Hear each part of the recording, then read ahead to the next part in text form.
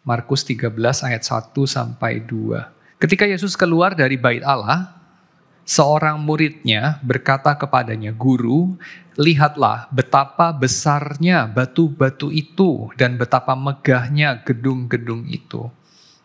Lalu Yesus berkata kepadanya, "Kau lihat gedung-gedung yang besar ini? Tidak satu batu pun akan dibiarkan di atas batu yang lain. Semuanya akan diruntuhkan." Yang menjadi setting dari pembicaraan ini tentu adalah bait suci ya. Bait suci yang kita tahu dibangun sama orang yang kita udah bahas pada minggu kemarin, yaitu Herodes ya. Bait suci yang ada di Yerusalem. Bait suci tempat di mana Yesus dipersembahkan, disunatkan ya, lalu kemudian didedikasikan kepada Allah sebagai anak sulung ya. Bait suci tempat orang tuanya membawanya pada saat dia berusia 12 tahun ya, bar mitzvah.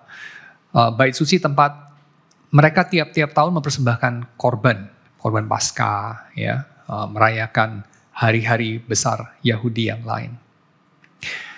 Dan Yesus berkomentar mengenai bait suci yang luar biasa itu, yang mengagumkan, dan memang ukurannya luar biasa ya. Jadi bait sucinya Herodes ini kalau hari ini masih ada, dan memang masih ada juga sih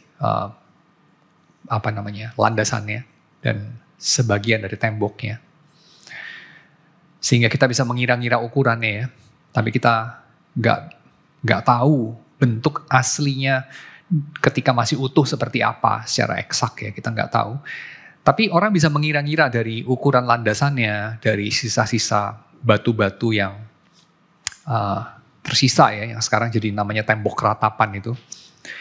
Nah, orang bisa mengira-ngira ukurannya, dan memang ukurannya luar biasa, seperti khas bangunan-bangunan dibikin sama Herodes Agung ya. Ukurannya luar biasa. Sehingga tidak heran Markus mencatat murid-murid Yesus itu ketika keluar dari bait Allah berkata kepada gurunya, "Guru, lihat betapa besarnya batu-batu itu." Dan kita tahu ya, orang-orang Yahudi itu udah kayak tiap tahun ke sana. Dan murid-murid ini juga udah bukan kali pertama ke sana. Yesus pun apalagi ya, itu sudah dari kecil itu ke sana tiap-tiap tahun. Tapi tetap aja masih norak. Kamu kalau ke RMCI gitu ya, masih norak gak? Wih gila, gede banget ya, lihat tuh kubahnya segede apa gitu. Kayaknya enggak senorak itu sih, ya kan? Kayak mungkin kali pertama, kedua begitu kali ya. Sekarang kayaknya udah enggak lah ya. Karena juga enggak segede bait sucinya Herodes sih. Tapi mungkin kalau kamu ke tembok besar begitu juga ya. Kayak tiap tahun pun masih kagum juga gitu. Kalau kamu ke piramida ya mungkin masih begitu juga. Kalau kamu ke, enggak tahu, tempat-tempat yang sangat spektakuler yang lain ya. Dan kita tahu ada efek tertentu, kemarin kita udah banyak bahas ya, dari arsitektur terhadap orang-orang ya, dan Herodes tahu itu, dia mengeksploitir itu. Dia memakai arsitektur untuk membentuk masyarakat. Bangunan-bangunan yang megah, yang besar itu membentuk satu perasaan tertentu ya, perasaan tumos itu artinya dada, jadi kayak ada kebanggaan tertentu, ada sesuatu terjadi di dadamu ya, dadamu itu jadi sedikit lebih menggembung gitu ya, kayak lebih bangga menjadi orang Yahudi. Karena apa? Karena lihatlah batu-batu ini, lihatlah gedung-gedung ini, lihatlah pencapaian kita. Ya tentu saja itu pencapaian Herodes, pakai duit pajak rakyat, dengan pemaksaan, dengan segala intrik yang kotor, dan bisik-bisik kita bilang, ya Tuhan berkenan gak ya sama ginian? Tapi of course itu tidak mengubah kenyataan bahwa ketika kamu melewati pelataran bait suci, melihat kepada batu-batu besar itu, kamu masih norak sih. Masih kagum juga sih. Masih ngefek gitu. Ya, masih ngefek. Dan itu sesuatu, ya. Lalu Yesus berkomentar mengenai komentar murid-muridnya, dan komentarnya terdengar anarkis.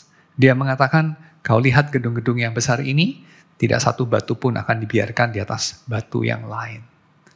terdengar seperti tokoh yang saya lupa namanya ya, dari cerita Fight Club. Saudara nonton Fight Club nggak sih? Ada, saya nggak boleh spoiler, harus menahan diri dari spoiler. Tapi ada tokoh ya, yang satu itu tokoh itu digambarkan sebagai seorang sales yang insomnia karena kebanyakan terbang sini sana di Amerika yang zona waktunya beda-beda itu ya, sehingga dia kemudian sulit tidur ya. Dan tokoh yang lain yang diperankan sama Brad Pitt itu ya, dan kemudian film itu kira-kira mengisahkan diagnosa mereka terhadap zaman kita dan memberikan alternatif. Nah, ini saya nggak boleh ngomong terlalu jelas nanti jadi nggak seru nontonnya. Memberikan alternatif anarkis kira-kira gitu ya, alternatif anarkis. Yang mana anarki itu nggak sama dengan chaos ya. Anarki itu simply anarke ya, tidak ada arkenya, tidak ada pemimpinnya ya. Jadi alternatif anarkis, masyarakat yang tidak ada pemimpinnya. Seperti apa ya? Seperti kalau dalam bahasanya Alkitab, semut. Lihatlah semut itu, gak ada pemimpinnya, dan mereka kerja teratur. Ya, solusi anarkis, ya, bukan chaos ya, of course. Jangan chaos ya, ojo chaos. Tapi anarki itu salah satu opsi yang beberapa orang yakini bisa terjadi dan menjadi opsi yang cukup baik juga bagi beberapa orang, of course ya. Tentu ada banyak suara lah mengenai hal itu ya. Dan komentar Yesus ini terdengar seperti komentar orang ini ya, orang-orang anarkis. Bukan anarkis bakar-bakar ban ya, bikin hancur-hancuran, bukan begitu ya. Tapi dalam pengertian struktur keagamaan seperti ini tidak diperlukan. Tuhan akan menghakimi, Tuhan akan menghancurkan, dan pada bagian yang lain kemudian Yesus menambahkan, aku akan membangunnya kembali dalam 3 hari. Dan exactly itu adalah itu adalah alasan mengapa Yesus kemudian bisa dihukum mati. Ya, itu menjadi satu alasan yang dianggap legitimate sama Kayafas untuk menghukum mati Yesus karena dia sudah menghujat bait suci, ya, menista agama dia, ya, menghujat bait suci. Nah, oke, saya beralih dulu dari Kayafas. Saya ingatkan kita kepada 2 alternatif yang lain. Kemarin kita udah bahas ada 2 jalan. Ya, terakhir kita di sini membahas mengenai jalan Herodes yang berlawanan dengan jalan Farisi. Jalan Herodes itu jalan politik lah ya. Dia itu mau yang hebat, besar untuk Tuhan. Farisi ini sepertinya jalan apa? Jalan askese, melatih tubuh ya, untuk menjaga kemurnian.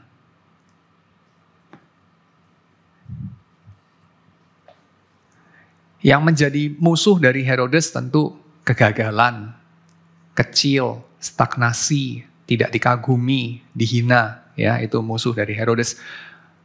Yang menjadi musuh dari Farisi, kompromi, ya, adulterasi, apa itu, kayak pencampuran, ya, tidak murni. Kayafas di mana? Kita hari ini akan di mana?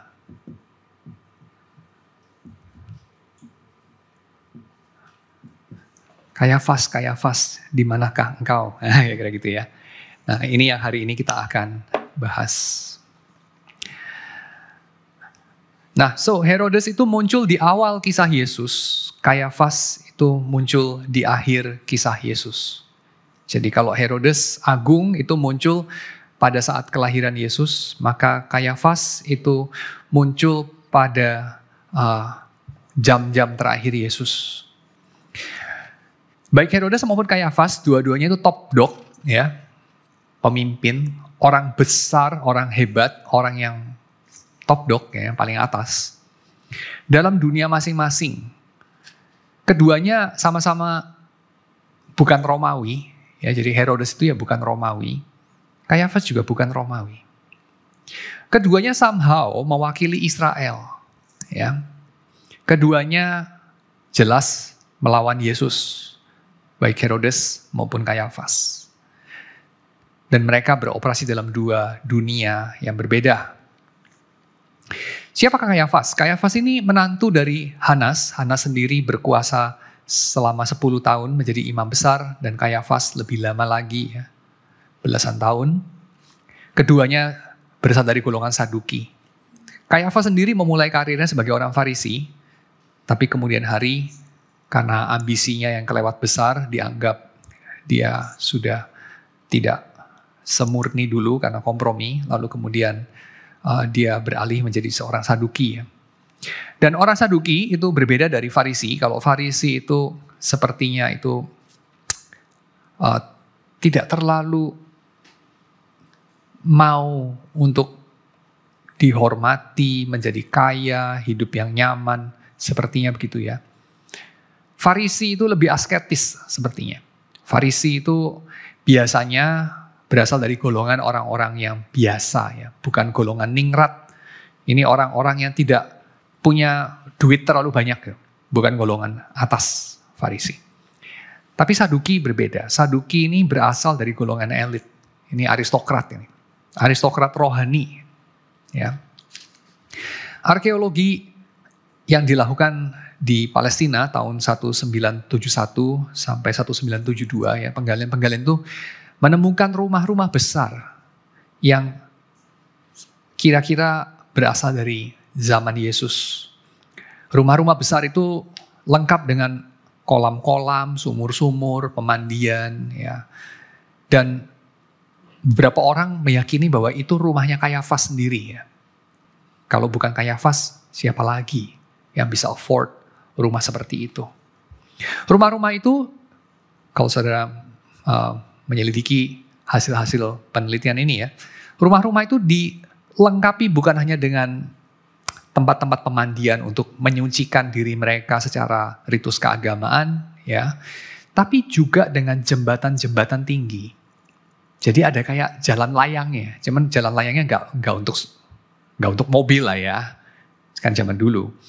Jalan layang itu untuk orang, untuk para imam, supaya para imam itu tidak perlu bersentuhan dengan orang biasa.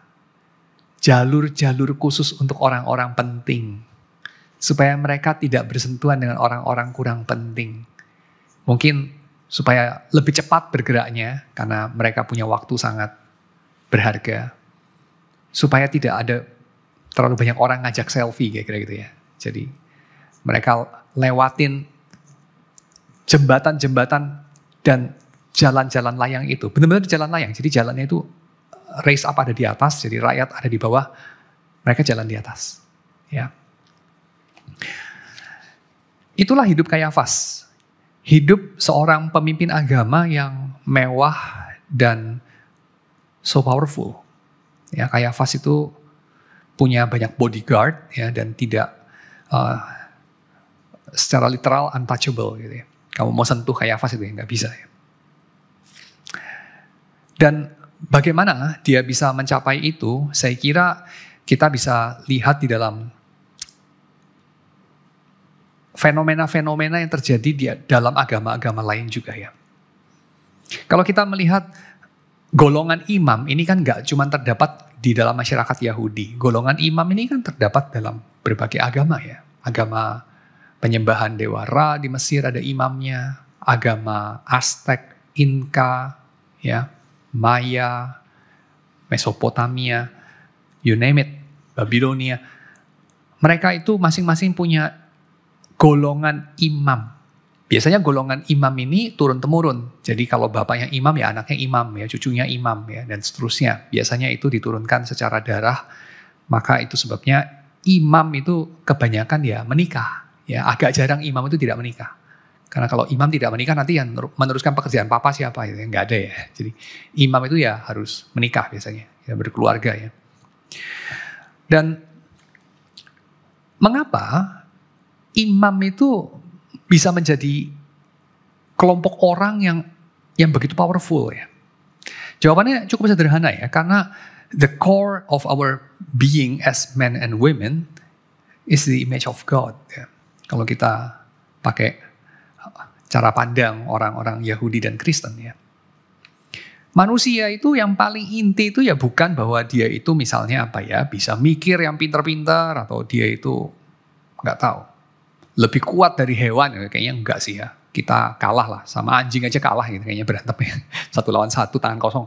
Kita sama anjing ya kayaknya most probable in average ya. Ya kita kalah, anjing yang menang ya. Jadi kita ini kayaknya sebagai hewan itu kayak nggak terlalu kuat kita ini. Manusia itu, the core of our being human ya. Itu ya tentu bukan kekuatan kita atau even kecerdasan kita. Kayaknya bukan ya. Tapi the core itu adalah kita itu diciptakan dalam gambaran rupa Allah. Dan sebagai gambaran rupa Allah kita itu bergantung kepada Allah dan kita itu tidak komplit tanpa Tuhan dan kita tuh suatu saat membutuhkan Tuhan. Ya. Kita itu dengan kata lain mati tanpa Tuhan. Ya. Hidup kita itu hampa tanpa Tuhan. Nah, maka tentu saja berbisnis Tuhan ya, Tuhan itu. Ini tentu saja sangat menguntungkan. Kenapa? Karena sesuatu ya, ini bahasa apa ya? Bahasa Hokkien kali ya, atau bahasa Mandarin, saya nggak tahu. Tapi intinya, kamu apa sih? Kayu gitu ya, gula ya, baju ya, whatever gitu ya. Itu menentukan kamu sukses apa enggak ya. Kalau kamu itu bisnisnya sesuatu yang boleh nggak ada, wah itu agak bahaya itu. Kenapa? Karena kalau ekonomi lagi turun ya, dia nggak prioritas dibeli, wah itu bisa nggak laku ya, bisa rugi. Tapi kalau kamu berbisnis sesuatu yang orang itu mau lagi kaya, lagi miskin, lagi sehat, lagi sakit, lagi gembira, lagi sedih, harus beli, wah ya kamu bisa jadi naga ya. Misalnya kamu 9 bahan pokok ya, energi, dan seterusnya ya, bener ya? Setuju gak sih? Orang jual BBM ya, jual batu bara ya, jual 9 bahan pokok ya. Ya gak ada pasang surutnya lah, pasang terus ya, kan gitu kan. Kenapa? Karena orang butuh. Nah pertanyaan kita sebagai orang Kristen, sebagai orang yang mengakui manusia itu diciptakan dalam gambaran rupa Allah, make sense banget kan. Kalau Tuhan tuh tentu lebih menguntungkan daripada bensin ya. Kayak gitu ya. Karena nanti kalau satu hari kelak mobil itu sudah digantikan semua pakai listrik ya. Ya orang gak butuh bensin misalnya gitu ya. Tapi seperti orang sekarang gak butuh minyak tanah ya. Jadi kalau kamu dulu juragan minyak tanah sekarang agak susah ya jual minyak tanah ya. Mungkin jadi juragan tabung gas LPG melon ya, mungkin gitu ya. Tapi Tuhan, kapan orang gak butuh Tuhan? Maka kalau jualan Tuhan, wah gak ada surutnya, pasang terus. Ya. Jadi itu adalah penjelasan sederhana mengapa imam di mana-mana dalam berbagai agama itu adalah golongan yang powerful. Ya. Agak jarang imam itu golongan yang marginal, agak jarang. Ya. Di beberapa agama begitu. Dan very interesting nanti kita amati. Dalam agama Kristen, dewasa ini ada banyak pandangan bahwa golongan imam itu marginal. Bukan orang terlalu penting. Betul ya? Misalnya dinyatakan, diekspresikan dalam lagunya The Beatles, Eleanor Rigby. Kamu pernah dengar? Masih ingat? Saya pernah putarkan lagunya kalau nggak salah ya di sini ya. Atau saya putarkan di PA Pemuda ya, saya agak lupa. Tapi saya pernah putarkan di ruangan ini, Eleanor Rigby. Suatu lagu dari The Beatles. Saudara tinggal googling sih, Eleanor Rigby. Jadi itu nama khayalan sebenarnya Eleanor Rigby itu. Nama seorang perempuan, perawan tua, tinggal di gereja. Sepertinya seorang pelayan atau koster gitu ya. Melayani seorang pastor, Father Mackenzie. Mungkin seorang pendeta desa dari gereja Inggris ya, Church of England gitu. Nah, si The Beatles ini mengarang lagu mau mengatakan orang-orang kayak Eleanor Rigby dan orang-orang seperti Father Mackenzie, orang-orang kesepian semacam itu yang udah gak relevan itu, mereka itu dari mana dan untuk apa sih hidup? Ya, kira-kira gitu ya. All the lonely people, where do they all come from? All the lonely people, where do they all belong? Itu referennya dari lagu Eleanor Rigby yang mau mengisahkan mengenai para pengerja agama, para rohaniwan. Sampai dinas pajak saja kasih for ya. Dinas pajak ngefor ya. Golongan gini nih, fakir miskin udahlah gak usah bayar pajak. Kayak kira-kira gitu ya. Jadi kenapa? Karena mereka itu marginal. Anakmu kalau pinter ya, sehat, wah ya jadi dokter, pengacara, insinyur ya. Nah, kalau goblok ya, sakit-sakitan gitu ya.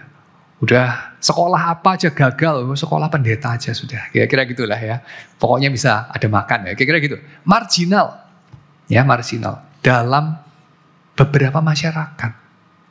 Tapi dalam masyarakat-masyarakat non-Kristen, khususnya masyarakat zaman purba, jauh dari itu. Mereka at the center of happenings ya. Mereka itu menduduki tempat-tempat paling powerful. Dan nanti kita akan lihat, ini bagus gak? Ini pertanda bagus gak? Masyarakat yang sehat apa tidak sehat menghadirkan fenomena itu. Ya, so a priest is a key person in most societies in the world. Kenapa? Karena at the core of our being as men and women, kita itu image of God. Itu jawabannya ya. Tapi pada masa kini, ketika kita menaruh Tuhan sebagai latar belakang saja dan sebagai servant dari kita punya spiritual needs, jadi kalau pada zaman dahulu kita melihat Tuhan itu sebagai Tuan, kita melihat Tuhan sebagai Raja, pada zaman sekarang kita melihat Tuhan itu sebagai pelayan. Pelayan dari apa? Kebutuhan-kebutuhan kita. Manusia itu kan punya banyak kebutuhan, bukan hanya butuh bensin dan listrik, bukan hanya butuh makan, minum, dan baju, tapi manusia juga butuh kebutuhan spiritual. Nah, kebutuhan spiritual ini kita sekarang jadikan bukan kebutuhan dasar lagi, tapi kebutuhan tersier. Ya, kebutuhan dasar itu ya makan, pakai baju, ada atap di atas kepala kita, itu kebutuhan dasar. Mungkin kesehatan juga ya. Maka orang-orang yang melayankan kebutuhan itu ya ada di tengah-tengah di masyarakat. Orang-orang yang bisa bikin kita punya rumah ya. Apa ya, developer rumah ya. Jadi bagian dari 9 naga ya kan, developer rumah ya. Orang yang mengusahakan bahan makanan ya, tentu bukan petani ya tentu ya, tapi mungkin pengantaranya ya, pengepulnya, orang yang mengendalikan harga dan seterusnya, bisa ada di tengah-tengah. Demikian dengan orang-orang yang menguasai industri garment, fashion ya. Bernard Arnault kalau nggak salah ya, salah satu dari konglomerat luxury ya, fashion, pernah jadi orang paling kaya sedunia kan. Bisnisnya baju, ya. Bajunya Salomo, ya kira gitu ya. So, ya, ini semua mengikuti perubahan zaman. Jadi pada zaman di mana kita itu menganggap kebutuhan pokok kita adalah makanan, pakaian, rumah, dan barangkali kesehatan, gengsi, dan seterusnya, hiburan mungkin, maka orang-orang yang melayankan itu ada di pusat, ada di tengah dari sejarah. Sementara kebutuhan spiritual sepertinya boleh ada, boleh enggak. Orang yang melayankan itu tentu menjadi Father Mackenzie dan Eleanor Rigby yang ada di pinggiran. Saya tidak akan mengatakan ini buruk, tapi saya juga belum mengatakan ini baik. Nanti di akhir kita akan lihat ini baik apa tidak. Tapi yang pasti seiring dengan di tempat mana kita menaruh orang yang melayankan kebutuhan spiritual itu, nanti kita lihat ini juga istilah yang baik apa tidak ya, kebutuhan spiritual. Tapi itu istilah yang kita pakai sekarang. Kita juga bisa melihat sebetulnya kita taruh Tuhan di mana. Ya, kita taruh Tuhan di mana. Dan jawabannya kita taruh Tuhan di dalam background dari hidup kita. Background, bukan di dalam foreground, tapi di dalam background. Ya. Tuhan itu cuma backdrop doang, gitu. Backdrop. Ya. Seperti kita menaruh kebutuhan spiritualitas kita itu sebagai juga kebutuhan tersier. Ya, demikian juga dengan Tuhan. Oke, itu sedikit komentar. Sekarang kita balik lagi kepada tema imam. Nah, imam ini sendiri imam ini sendiri mengerjakan dua tugas yang paling utama. Tugas yang pertama itu adalah menghadirkan Tuhan kepada kita. Jadi tugasnya imam itu menghadirkan realitas Tuhan yang tinggi, yang tersembunyi, yang di luar jangkauan orang biasa, itu dihadirkan kepada orang biasa. Ya, ini tugas imam yang pertama. Tugas imam yang kedua sebaliknya, menghadirkan kita kepada Tuhan. Nah, tugas menghadirkan Tuhan kepada kita ya tentu saja dilakukan lewat liturgi, lewat eksposisi firman Tuhan, lewat ritual. Ya, menghadirkan realitas ilahi yang tidak kelihatan dalam tradisi Judeo-Kristen kepada umat. Supaya Tuhan itu nyata, supaya Tuhan itu kelihatan. Ya. Dan tugas menghadirkan kita kepada Tuhan, yang membawa kita kepada Tuhan, itu terdiri atas menghadirkan dosa-dosa, kesalahan-kesalahan kita, kebutuhan-kebutuhan kita kepada Tuhan. Menyampaikan itu semua kepada Tuhan dan meminta sesuatu. Yang diminta sehubungan dengan kesalahan dan dosa tentu adalah yang diminta itu pengampunan, yang diminta itu penebusan, dan mengenai kebutuhan-kebutuhan kita yang diminta tentu adalah pengabulan ya, pengabulan. Jadi dikabulkan doanya. Kepada Tuhan minta apa? Minta hidup itu damai, kepada Tuhan minta keamanan, kepada Tuhan minta pekerjaan, minta kemakmuran, minta jodoh, minta kebahagiaan. Ya karena Tuhan gak kelihatan, maka ya yang diminta agen-agen Tuhan ya, agen. Agennya Tuhan ya imam, kira-kira gitu ya. Dan dalam kekristenan versi Katolik, mereka menyebutnya dengan nama yang tepat, imam. Kekristenan versi Protestan kita kadang-kadang masih pakai paradigma yang sama. Kita mencarinya bukan imam karena kok gak ada yang secara spesifik dikasih nama imam ya, karena Luther mengatakan kita semua imam gitu, tapi kita kayaknya gak percaya sama Luther, jadi kita akhirnya datang kepada pendeta ya, pendeta. Tapi kita lupa bahwa pendeta itu yang namanya minister sebenarnya, pelayan ya, minister, bukan priest. Agak beda sama Roma Katolik. Kalau Roma Katolik itu memang menyebutnya sebagai priest, tapi kalau kita memperlakukannya sebagai priest, tapi kita menyebutnya minister. Oke. Jadi imam itu mengantarai Tuhan dan manusia. Dan yang dilakukan dalam mengantarai Tuhan dan manusia, yaitu menghadirkan Tuhan kepada manusia dan menghadirkan manusia kepada Tuhan, adalah ini, ritual pengorbanan. Jadi keahlian dari imam itu adalah mengorbankan, doing sacrifice, ya, offer something to God, ya, as sacrifice. Dan doing ini ya, apa itu? Doa syafaat itu kepada Tuhan. Nah, ini adalah hal-hal yang kita lihat bukan hanya ada pada agama kita, ya juga pada agama-agama lain. Dan ini hal yang berakar kepada keterciptaan, dan ini adalah hal yang baik ya. Ini adalah hal yang baik, bukan buruk. Tapi tentu kita tahu juga bahwa di mana-mana, bukan hanya dalam agama kita, saya kira juga dalam agama-agama lain, ya bukan hanya di dalam zaman kita, tapi juga dalam zaman purba, orang itu bukan hanya takut kepada imam, orang itu bukan hanya butuh dan mengharapkan imam untuk menerima persembahan mereka, mendoakan mereka.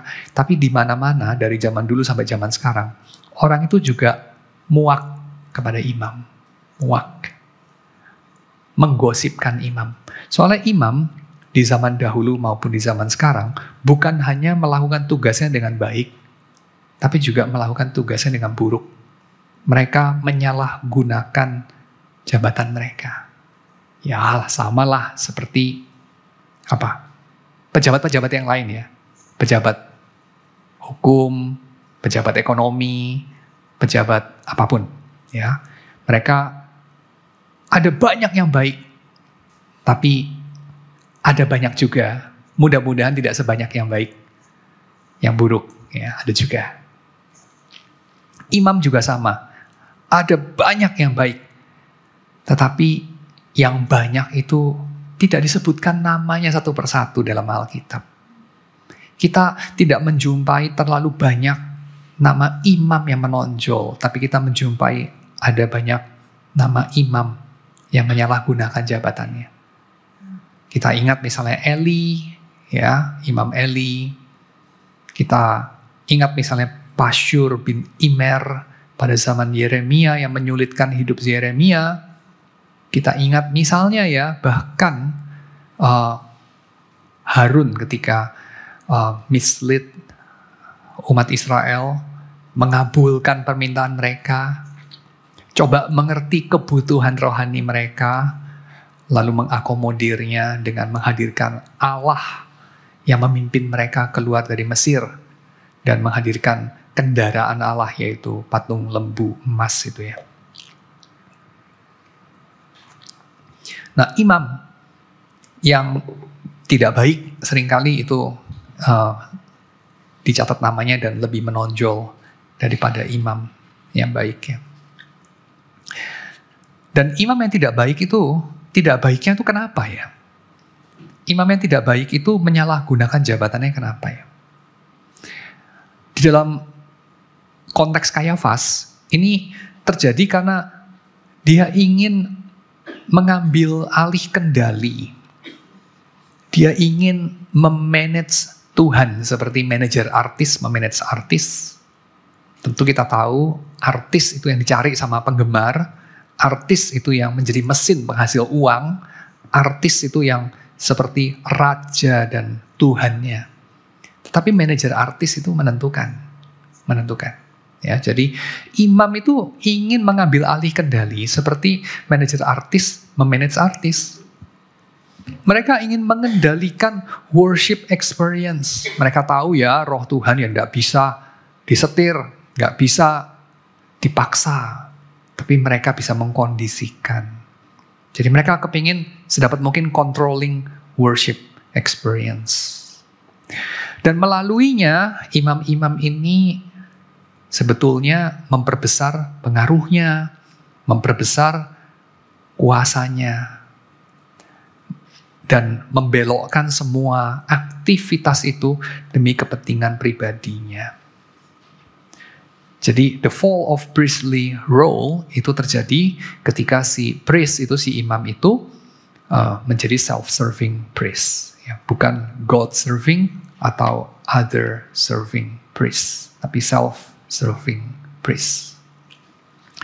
Nah, apa yang Yesus lakukan?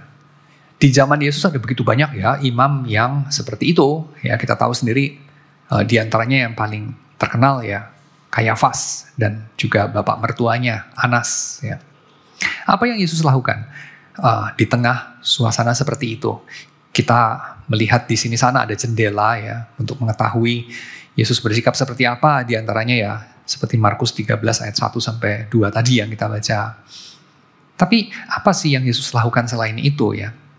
Ada banyak ya. Di antaranya kita tahu bahwa Yesus sejak lahir sampai dia meninggal tidak pernah meninggalkan, tidak pernah memboikot bait suci.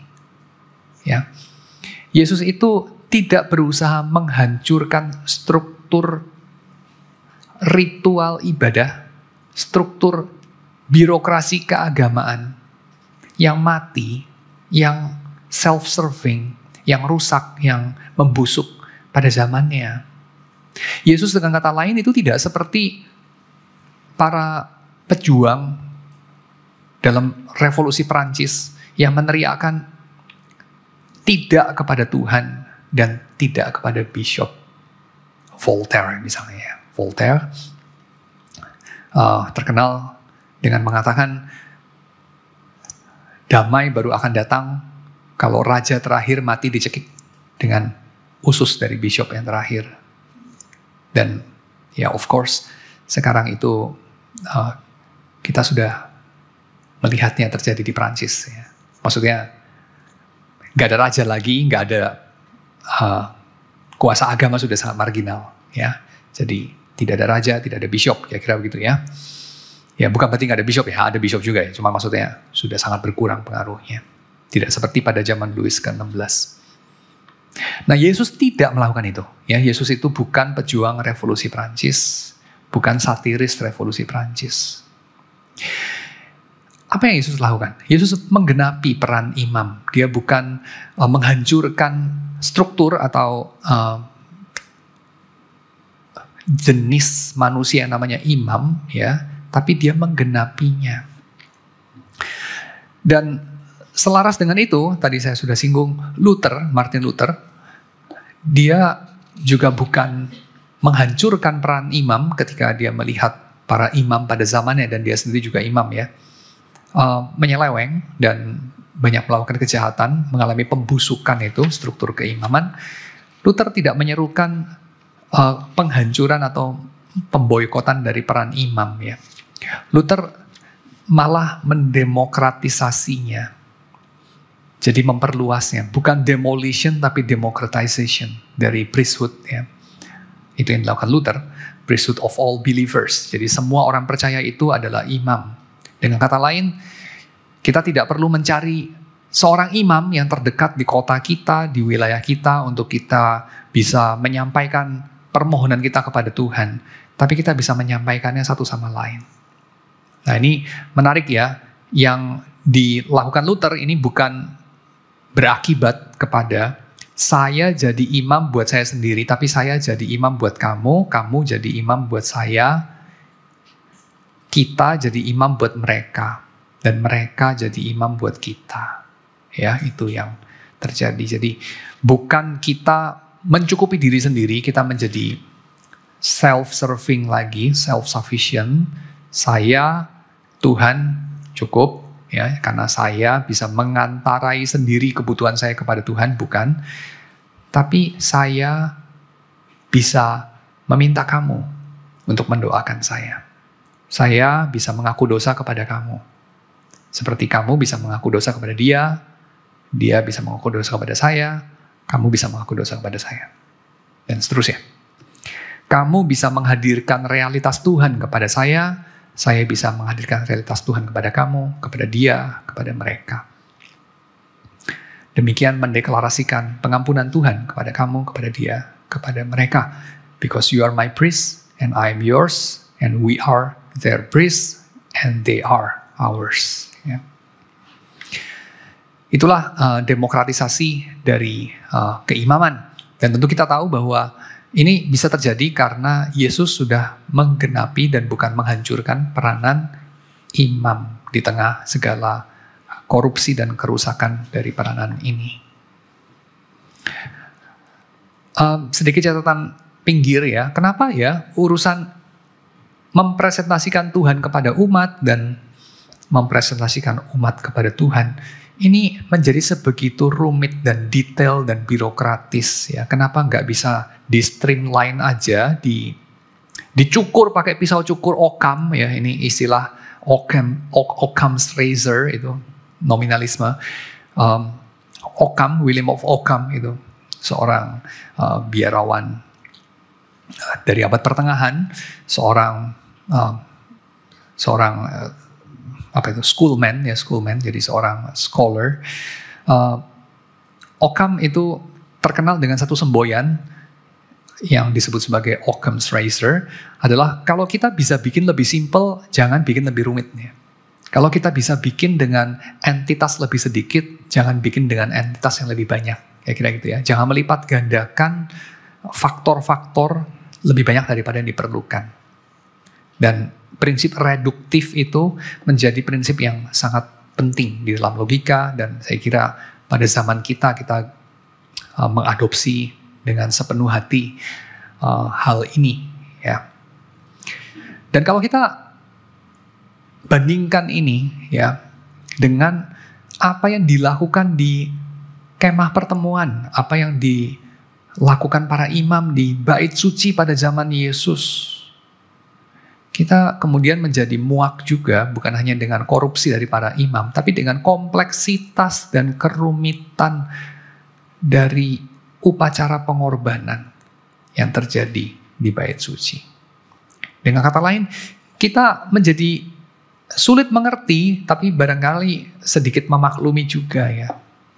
Kerumitan yang kita jumpai dalam kitab imamat, ya, kerumitan di dalam desain bait suci, desain dari ritual, banyaknya hari-hari, dan kita yang seringkali tanpa sadar mengikuti Zwingli dalam radikalitas pencukuran segala embel-embel dan kerumitan dari ritual ibadah, ya. Jadi kayak Zwingli itu pada satu ketika menutup gerejanya, gereja Katolik itu kan buka tiap hari, ya. Lalu satu ketika itu dia tutup, ya, renov gitu, ya.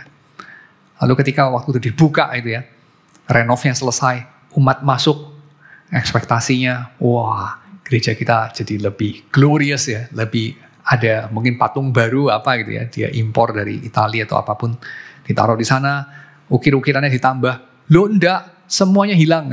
Jadi renovnya itu adalah semua embel-embel itu dihilangkan.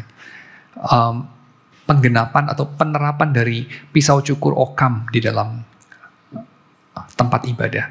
Nah, kemudian kita menjadi tidak sabar, ya, dengan semua kerumitan dari upacara pengorbanan. Ngapain sih begitu rumit, ya? Buat apa?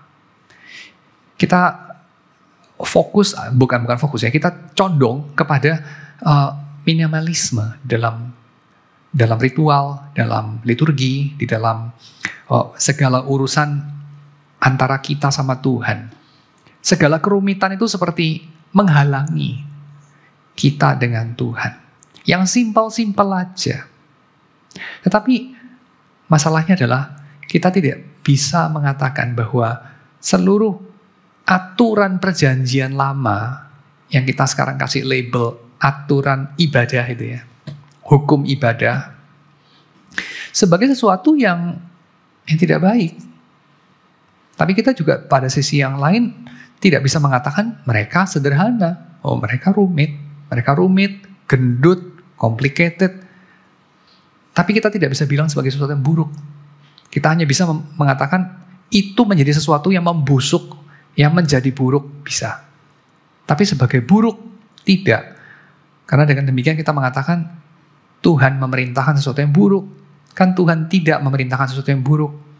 Jadi, mengapa urusan sacrifice di bait suci, di kemah pertemuan, dibuat menjadi begitu rumit? Untuk apa? Kenapa kita tidak cukur saja? Kenapa kita tidak reduksi saja? Mensimplifikasi. Ya. Saya kira ini bisa di-capture dalam satu slogan dalam zaman kita, ya. Yaitu slogan apa? Slogan spiritual tapi tidak agamawi, ya. Spiritual but not religious. Kita mungkin senang sama slogan itu.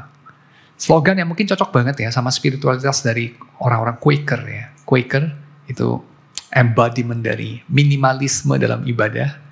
Jadi gak perlu ada hamba Tuhan, gak perlu ada mimbar, gak perlu ada liturgi, gak perlu ada hari-hari raya tertentu. Semuanya gak ada. Yang ada apa? Saya dan Tuhan. Simple. Ya. Appealing buat kita. Gak tahu appealing buat kamu gak? Kalau buat saya sih appealing banget, karena saya suka minimalis. Buat saya appealing banget. Tapi itu berarti kita mengatakan, loh, Tuhan itu ngapain bikin segala aturan dalam perjanjian lama, aturan ibadah yang begitu complicated, buat apa? kita akan kesulitan menjawab itu. Seberapapun appealing minimalisme dalam ibadah itu.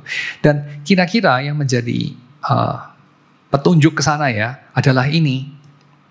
Karena semuanya itu adalah satu persiapan untuk pengorbanan yang paling final yang dikerjakan sama Yesus. Ya, jadi tata ibadah dalam perjanjian lama itu kenapa begitu complicated, begitu rumit, begitu canggih ya, sophisticated.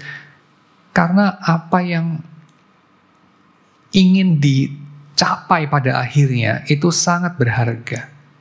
Kita itu punya persiapan yang elaborate ya, yang tidak sederhana untuk sesuatu yang istimewa. Bener gak sih? Contoh ya, kalau kamu mau pergi belanja gitu ke tukang sayur ya, kamu pakai bajunya simple, ya gak sih? Baru bangun tidur, belum gosok gigi ya ke tukang sayur, kan kira-kira gitu ya. Tapi kalau kamu mau menikah, pasti gak sesimpel itu ya. Bukan cuma gosok gigi ya, ke salon jam 4 pagi gitu-gitu ya, kira-kira ya. Complicated, karena istimewa. Nah, karena pada akhirnya yang terjadi adalah pengorbanan Yesus, maka persiapannya juga complicated. Kira-kira begitu menurut Eugene Peterson, ya. Jadi kegendutan dari birokrasi kuil atau temple ya, keimaman itu pada dirinya sendiri tidak buruk ya. Segala kerumitan itu tidak buruk ya. Dan itu menjadi buruk hanya karena para imam itu di sepanjang zaman, seperti juga setiap kita ya yang bukan imam, ya setiap kita imam sih ya, tapi oke, Anda mengerti maksud saya, yang bukan keturunan Harun, let's say, yang bukan kaum elit rohaniwan begitu, mereka itu juga jatuh dalam dosa. Jadi baik imam maupun umat, mereka jatuh dalam dosa. Maka kalau umat berdosa-dosanya umat, imam juga berdosa-dosanya imam. Dengan dosa-dosa khas mereka. Dan salah satu dosa-dosa khas ini kita bisa lihat dengan sangat jelas hadir dalam kehidupannya Kayafas. Ketika Kayafas itu muncul ya, orang tahu dia Kayafas. Orang tahu dia Kayafas dari bajunya, dari sikap orang-orang di sekelilingnya. Seperti begini deh, kalau ada orang penting masuk ke dalam sebuah ruangan, kamu kan langsung tahu ya. Walaupun kamu gak kenal sama orang penting itu. Kamu tahu dari mana? Kamu tahu dari sikap orang-orang yang kenal sama dia. Sikap orang-orang yang ada di sekelilingnya. Kamu somehow mengenali ini orang penting. Nah, Kayafas itu seperti itu. Tetapi imam yang terbaik tidak seperti itu. Imam yang terbaik tidak menarik perhatian pada dirinya sendiri. Dia transparan. Dia menghantar umat kepada Tuhan, menghantar Tuhan kepada umat. Dan penghantar, konduktor yang baik, itu tidak mewarnai. Konduktor yang baik itu tidak punya kehadiran. Seperti apa ya? Kabel yang baik itu konduktansinya maksimal, itu berarti dia punya resistensi 0. Sound system yang bagus itu seperti air tawar yang gak ada rasa. Sound system yang bagus, yang sempurna, merek A, kalau dia memang sempurna, harusnya gak bisa dibedakan dari merek B. Kalau merek B juga sempurna. Dan kalau merek C juga sempurna, maka kamu gak bisa membedakan A dan B dan C. Itu baru sound system yang sempurna. Sound system yang buruk, dia bunyinya khas. Khas A, khas B, khas C. Kenapa? Karena dia bukan konduktor yang sempurna. Dia bukan konduktor yang baik. Dia menarik perhatian pada dirinya sendiri. Dia menambahkan sesuatu, dikasih micin. Kalau orang-orang audio engineering atau orang-orang hobiis audio suka katakan, banyak micinnya, kira-kira gitu ya. Menambahkan sesuatu. Sound system yang bagus itu harusnya transparan. Imam yang bagus harusnya transparan. Seperti sound system yang bagus menghadirkan pengalaman pementasan sebuah karya musik yang terjadi, let's say pada 1977, 1985, di sebuah tempat dimainkan oleh pemain musik siapa atau konduktor siapa memimpin, mementaskan satu komposisi apa, dan diputar ulang pada tahun 2017, 2025, dan seterusnya. Harusnya sound system itu tidak menambahkan atau mengurangi apapun. Itu namanya sempurna. Nah, imam yang baik harusnya begitu, transparan. Nah, maka kalau kita kemudian membandingkan Father Mackenzie dengan Kayafas, kira-kira yang mana lebih dekat dengan gambaran imam yang baik? Kayafas, imam yang besar, imam yang hebat, imam yang sangat visible dan audible, sangat menonjol, atau seorang Father Mackenzie, darning his socks in the night where nobody is there, writing his sermon untuk besok pagi di deliver where nobody there. Yang mana? Saya kira Father Mackenzie a better priest, ya, karena dia tidak menonjol, karena dia itu seperti tidak ada. Itulah imam yang baik.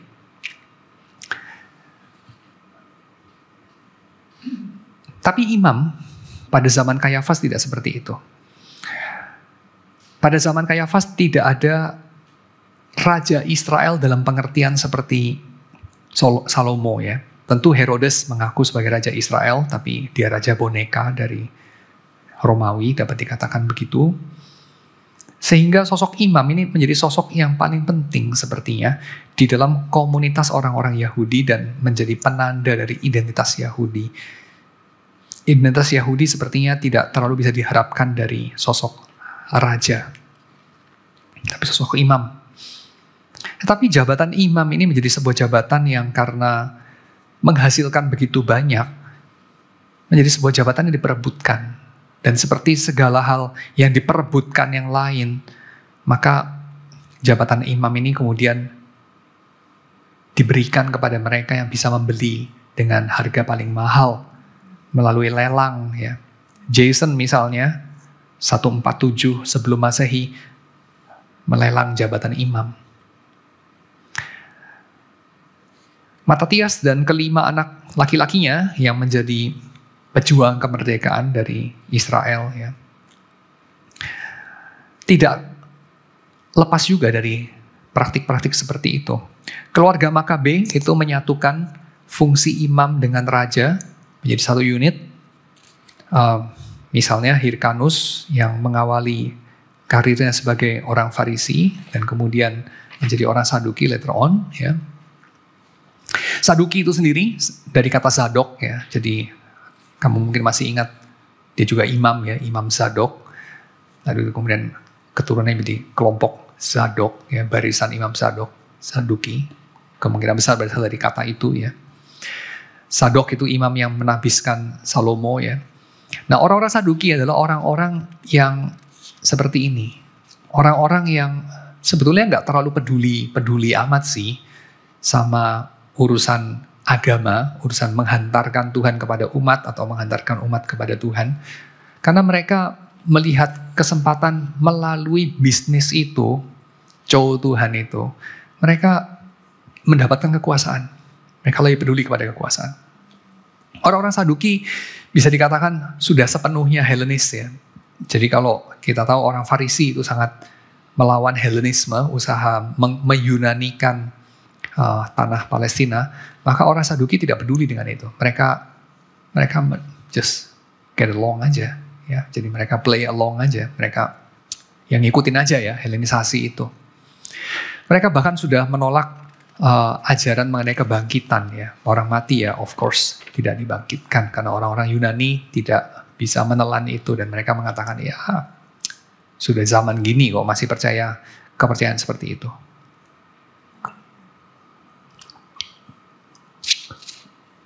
Nah, Kayafas juga adalah berasal dari golongan ini.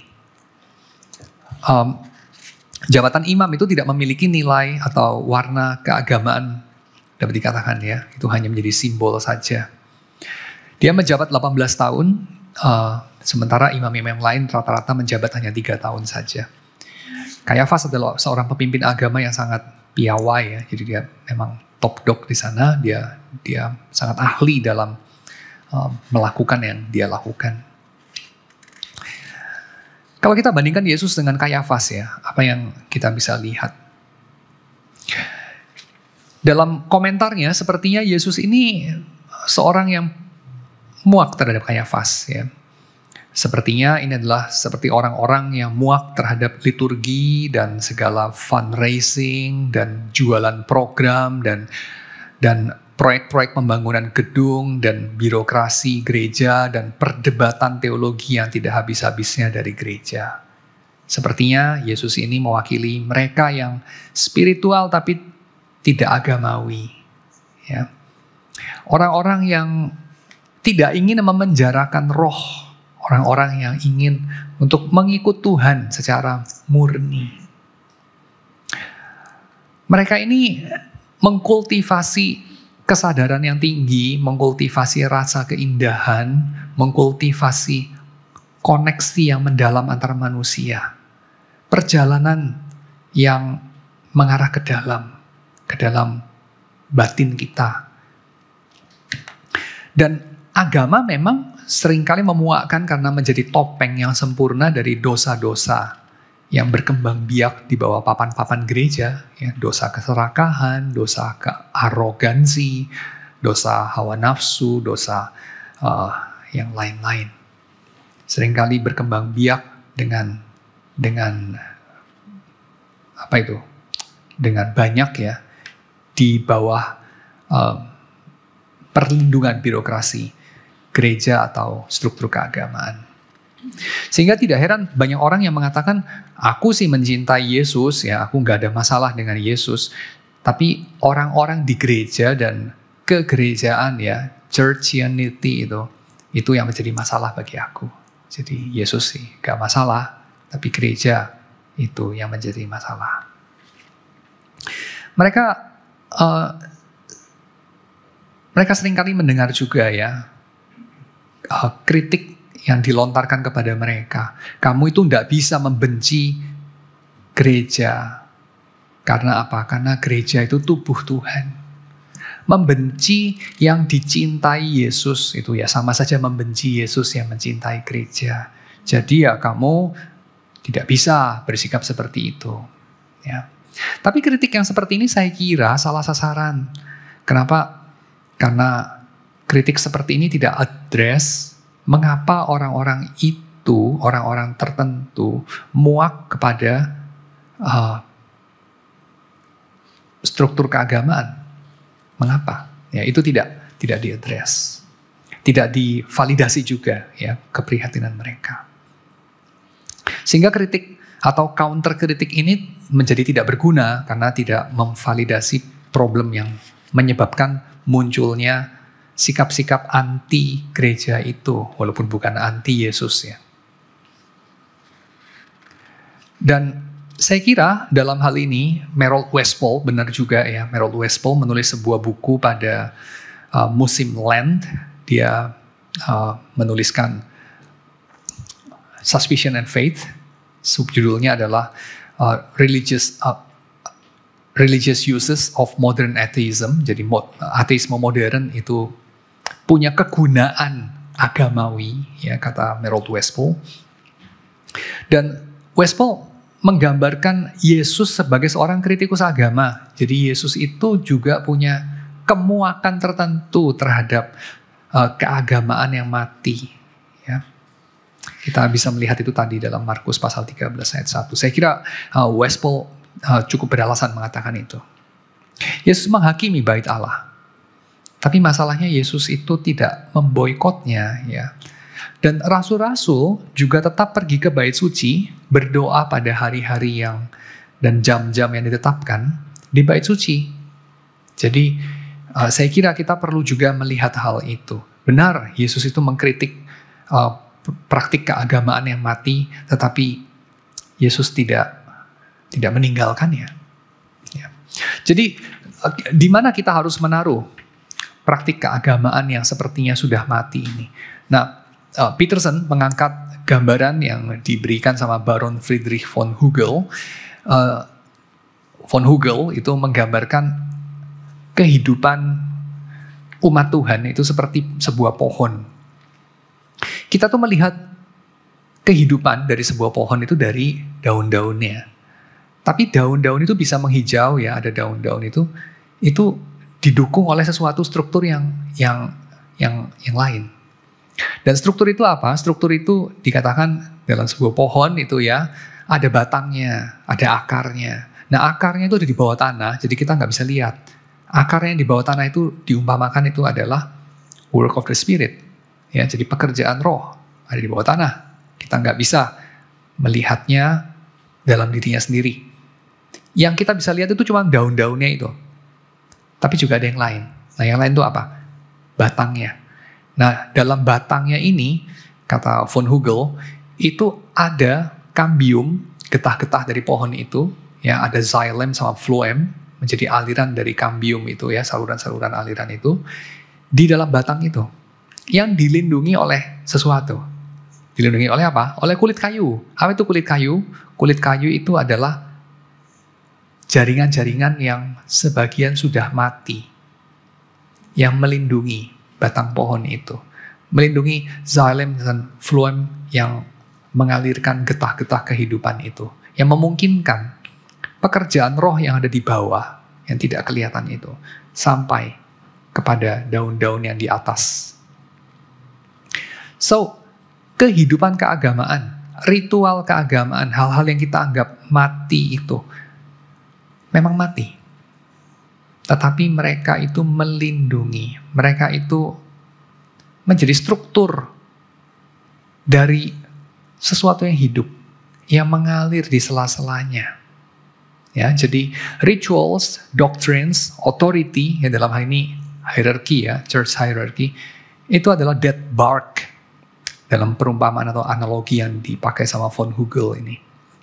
Itu kulit pohon yang sudah mati itu. Tapi kulit pohon ini melindungi aliran kehidupan yang ada di dalamnya. Dan ini menjadi kelihatan kalau kita bandingkan dengan satu golongan lagi ya. Bersabar sedikit, saya bahasnya cepat aja, satu golongan lagi. Jadi tadi kita udah bahas golongan Saduki ya, kita bandingkan dengan bulan 2 minggu yang lalu. Golongan Herodian sama golongan Farisi ya. Sekarang kita bandingkan itu dengan golongan lain lagi, yaitu golongan SNI. Siapakah kelompok SNI? Kelompok SNI ini adalah kelompok yang muncul juga pada permulaan negara bebas yang dihasilkan oleh pemberontakan Makabeus. Jadi pada era Makabeus itu mereka sempat membebaskan diri dari kerajaan Yunani ya. Nah, pada saat itu terjadi persatuan antara kuasa agama sama kuasa politis ya. Jadi Yonatan sama Simon Makabeus itu menjadikan satu jabatan imam dan raja. Dan itu menimbulkan reaksi yang tidak setuju ya, reaksi kemarahan dari beberapa pihak. Di antaranya adalah pihak yang disebut dalam kitab-kitab yang ditemukan di gulungan Laut Mati sebagai pengajar kebenaran, ya, teacher of righteousness. Nah, teacher of righteousness ini melawan the wicked priest, dan the wicked priest ini orang menebak-nebak lah siapa ya, tapi kira-kira itu adalah para penguasa dari dinasti Makabe. Nah, teacher of righteousness ini mengajak umat untuk, bukan umat sih, tapi mengajak beberapa kaum pilihan untuk pergi ke padang gurun, sebab penghakiman Tuhan atas Israel sedang datang. Mesias sedang datang. Dan coba tebak nubuatan siapa mengatakan dan mengajak orang untuk pergi ke padang gurun menyiapkan jalan bagi Tuhan. Yesaya tentu ya. Yesaya pasal 40 ayat yang ketiga. Dan kata padang gurun atau padang belantara yang dipakai itu adalah arabah. Tapi kita tahu padang belantara yang lebih sering dipakai dalam perjanjian lama itu adalah midbar. Ya. Midbar itu juga adalah kata yang menjadi judul dari kitab bilangan dalam bahasa Ibrani, ya dalam Tanakh itu pakai istilah midbar. Tapi midbar ini beda sama arabah. Arabah ini agak jarang dipakai. Dan arabah itu mengacu kepada apa? Arabah itu mengacu kepada daerah kering yang tidak ada kehidupan, yang sekarang kita kenal sebagai daerah Laut Mati. Itu dikenal sebagai padang gurun dalam pengertian atau dalam istilah arabah. Nah, jadi pergilah ke sana, pergilah ke padang garam yang gak ada kehidupannya itu untuk menyiapkan jalan bagi datangnya Mesias. Itu bagian dari nubuatan Yesaya. Dan itu yang dilakukan sama kaum SNI. Itu yang dilakukan sama kaum SNI. Yang peninggalannya sekarang kita punya ya, kita simpan di museum itu ya. Dead Sea Scrolls. Dan kelompok ini semua terdiri dari cowok ya. Kalau tadi imam-imam yang di Yerusalem mereka punya keluarga, punya anak-anak, bikin dinasti.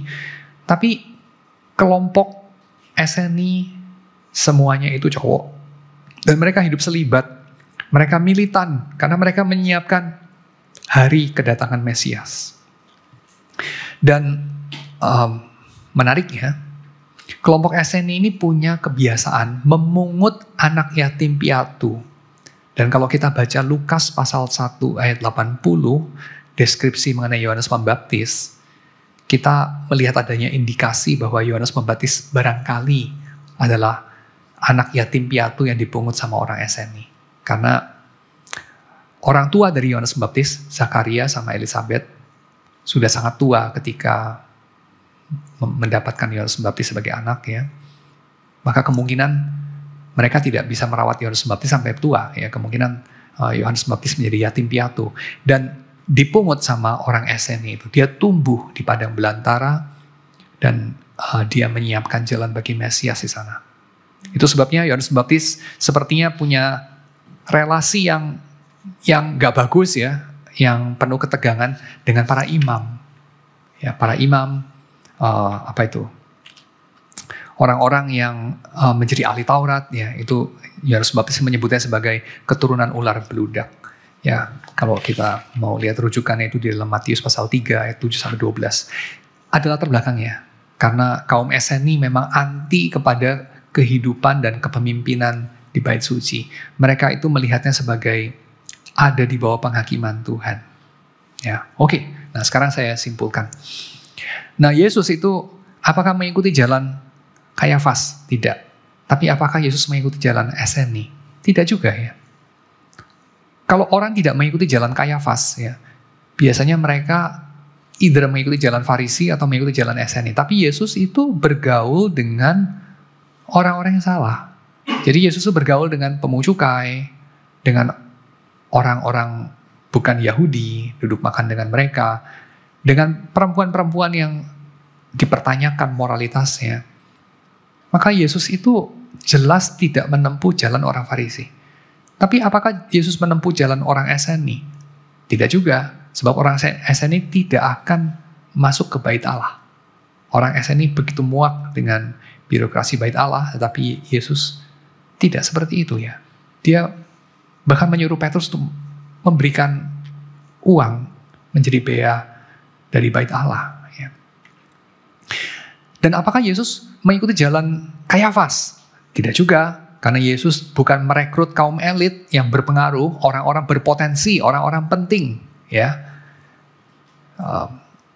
orang-orang seperti Kayafas mungkin merekrut orang-orang penting, tapi Yesus tidak ya. Petrus itu bukan orang yang terlalu penting dalam masyarakat. Ya, demikian dengan Andreas, Yohanes, dan seterusnya, Thomas, dan seterusnya. Bukan orang paling penting. Jadi Yesus mengikuti jalan apa ya? Nah, Yesus tentu kita tahu membuka jalan, dia sendiri hidupnya adalah sebuah jalan yang bukan jalan Farisi, bukan jalan SNI, dan bukan jalan Kayafas. dia adalah Mesias yang dinanti-nantikan sama orang SNI, dan dia menyatakan dalam Markus pasal 13 tadi, penghakiman kepada bait suci seperti yang dilakukan sama orang SNI, dan dengan demikian menghakimi jalan Kayafas, dan dia juga dengan demikian ada persentuhannya dengan apa yang ingin diusahakan sama orang Farisi, yaitu apa? Kemurnian, tidak mau turut serta dengan dunia yang berdosa, ya, dunia yang melawan Tuhan. Tetapi Yesus membentangkan jalan yang berbeda. Dan jalan yang berbeda ini jalan yang surprise ya, dihayati oleh seseorang yang pada mulanya tidak percaya akan laporan soal kebangkitan Yesus, yaitu Thomas. Jadi Peterson mengakhiri bagian ini dengan sedikit menjelaskan doanya Thomas, ya, pengakuan iman Thomas. Thomas mengatakan, ya Tuhan, ya Tuanku, ya Allahku, ya, my Lord and my God. Yohanes pasal 20 ayat 28. Dan ini menandai satu sikap open trust, kepercayaan yang terbuka dari Thomas. Thomas itu adalah orang yang dia adalah orang yang tidak mau percaya kepada laporan-laporan yang disampaikan oleh rekan-rekannya, ya, Petrus, Yohanes, dan seterusnya yang berjumpa dengan Yesus yang bangkit. Dia menuntut bukti. Tapi Yohanes yang ditulis kemungkinan besar dari generasi yang kedua, ya, yang tidak melihat bukti-bukti kebangkitan Yesus secara langsung, setidaknya ditulis bagi pemirsa yang seperti itu. Thomas di dalam penceritaannya Yohanes ini mewakili generasi itu, generasi yang tidak melihat, dan barangkali generasi yang tidak percaya karena tidak melihat. Tapi kemudian menjadi percaya karena apa? Karena melihat sendiri. Dan sikap Thomas yang berubah dari tidak percaya menjadi percaya ini adalah sikap yang menandai bahwa dia percaya dengan kepercayaan yang terbuka, ya. Dan ini adalah sesuatu respon yang perlu kita miliki kalau kita ingin menghindarkan diri dari jalan-jalan kaum SNI yang sepertinya sudah kecewa dengan segala struktur keagamaan, tidak mau ikut-ikut itu, ya, tapi menempuh satu perjalanan sepi untuk mempersiapkan jalan bagi Tuhan seperti Yohanes Pembaptis. Tetapi itu bukan jalan Yesus. Kita tidak mengikuti jalan Yohanes, ya. Demikian juga kita tidak mengikuti jalan Kayafas, ya, yang tentu hanya diperuntukkan bagi mereka yang beruntung, mereka yang terpilih lah. Tapi kita mengikuti jalan Thomas, ya, dalam hal ini mengikuti Yesus seperti Thomas mengikuti Yesus. Yaitu apa? Kita mengikuti Yesus dalam pengakuan yang mencerminkan ketaatan kita kepada Tuhan sebagai Tuhan kita, dan penyembahan kita sebagai orang yang mengakui ketuhanan Yesus. Jadi kita mengikuti jalan Thomas sebagai satu kepercayaan yang terbuka kepada Tuhan. Kepercayaan yang mengakui bahwa tradisi, kebiasaan, dogma-dogma, ritual-ritual itu memang tidak menyajikan roadmap yang komplit dan detail untuk segala sesuatu di masa depan. Tidak, ya. Ada banyak hal di masa depan yang tidak diantisipasi sama formulasi doktrinal kita, yang tidak dapat dicakup, ya, diakomodir sama ritual-ritual kita yang kita warisi selama ribuan tahun. Mungkin tidak. Tetapi kita toh memegangnya. Tetapi kita toh berpegang kepada apa yang seperti Thomas juga, ya, kita berpegang kepada apa yang kita punya. Tetapi kita memegangnya dengan tangan yang terbuka. Sebab apa? Sebab kita menyediakan diri kita untuk kejutan, ya. Siapa tahu laporan ini benar. Dan ketika memang Tuhan pada akhirnya menampakkan diri di depan kita seperti Yesus yang bangkit, ya, kita mengakui hal itu. Ya, kita mengatakan, ya Tuanku, ya Allahku, ya, kepada Tuhan yang menghadirkan dirinya di depan kita. Orang Lewi itu kan di jadi imam gitu kan Pak ya. Itu kan turun temurun ya. Seandainya ada orang Lewi yang tidak mau jadi imam, bisa nggak Pak? Tapi yang pasti begini, perintahnya itu bukan orang Lewi harus jadi imam, tapi imam harus dari Lewi. Itu perintahnya. Orang Lewi ada yang cacat nggak? Imam boleh nggak cacat? Orang Lewi ada yang cacat. Kayaknya hampir pasti ya, kita memang nggak ada catatan orang Lewi yang cacat ya. Tapi orang Lewi kalau cacat boleh nggak jadi imam? Nah jadi imam kan nggak harus, syaratnya kan nggak cuman orang Lewi, tapi juga nggak boleh ada kalau ada catatan tertentu itu ya. Jadi kalau orang Lewi kemudian dia cacat, boleh jadi imam nggak? Nggak boleh. Jadi apakah semua orang Lewi imam? Saya kira mungkin tidak. Tapi apakah imam itu harus dari Lewi? Ya memang seperti itu dalam hukum Musa. Kecuali Melkisedek lah ya, tapi itu kan sebelum Musa. Jadi kalau di perjanjian baru kita nggak kenal konsep kalau guru atau minister atau apapun itu dari kalangan laki-laki aja, laki-laki saja, perempuan belum. Oh ya, kita nggak melihat fungsi imam itu hanya dibatasi di dalam kelompok tertentu. Tapi semua orang percaya itu bisa melayankan fungsi imam. Tentu seperti juga pelayan sebagai imam di masa perjanjian lama, bisa buruk bisa baik ya. Tapi bisa jadi imam. Kalau dalam masa perjanjian lama, ya harus memenuhi persyaratan fisik itu. Dan kalau dalam masa perjanjian baru, semua orang. Priesthood of all believers. Gitu. Tapi bukan berarti kemudian kayak jabatan apa terbuka bagi semua jenis manusia ya. Tentu bukan seperti itu pengertiannya ya. Karena kan pendeta itu bukan imam. Jabatannya yang berbeda itu. Ya, jadi nanti mirip seperti apa ya? Kalau saya misalnya bilang petinju itu ya boleh orang yang badannya ringkih gitu ya. Ya boleh kali ya, tapi cepat mati kali ya. Misalnya gitu. Gak tahu lagi saya mau bilang apa ya. Perempuan dan laki-laki itu ada kekasan masing-masing kan ya. Jadi kayak, tapi ini tentu perdebatan ya untuk kita mau mengatakan pekerjaan apa yang hanya open terhadap jenis kelamin tertentu gitu. Tapi saya akan katakan mungkin hamil itu hanya untuk perempuan misalnya gitu. Kayaknya yang jadi ibu itu enggak boleh laki-laki itu. Enggak bisa soalnya. Misalnya gitu ya. Semacam itu. Izin menambahkan Pak. Kalau nggak salah Rasul Paulus di salah satu suratnya itu pernah mention mengenai guru atau seorang pengajar itu harus dikhususkan untuk laki-laki saja, perempuan untuk tidak. Kalau dalam konteksnya itu mungkin Bapak bisa jelaskan itu sedang berbicara dengan konteks apa ke audiens atau bagaimana gitu Pak. Nah tentu ada banyak perdebatan di sana sehingga tidak ada jawaban yang final dan mutlak ya. Tetapi di dalam konteks percakapan yang Paulus katakan di situ, maka aku melarang perempuan mengajar, gitu kan? Itu dia bukan mengatakan dalam segala konteks, tapi kita harus letakkan dalam konteks pembicaraan yang itu. Lalu mengajar itu mengajar apa? Nah itu kita juga harus nanti perhatikan. So ini tidak bisa kemudian dijadikan satu patokan yang universal, tidak terbatas dalam segala konteks. Ya tidak bisa. Karena contohnya ya, kalau perempuan tidak boleh mengajar apa-apa ya kan lebih mirip Taliban ya. Dan kalau begitu nanti kita tanya gitu ya, gak boleh ngajar kalkulus ya perempuan. Kalau ngajar menjahit kan juga mengajar